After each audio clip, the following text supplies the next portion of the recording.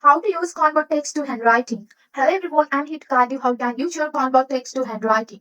So if you want to use the convert text to handwriting, you have to watch this video till the end here.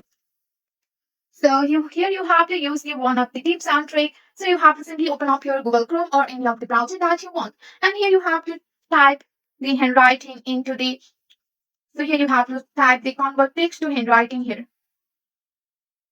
After writing that, here you will find the lot of the option. And here you can simply find the text to handwriting converter. Just go and tap on that.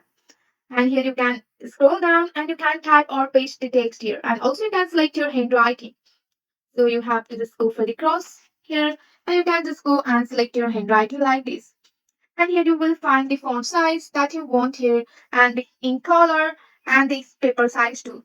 And after that, here you have to just go and clear this text here. Select this all and clear this text. And after that, you can easily write the text here and you can easily convert the topic. You can easily convert your text to handwriting here. So which will basically help you for your assignment or homeworks.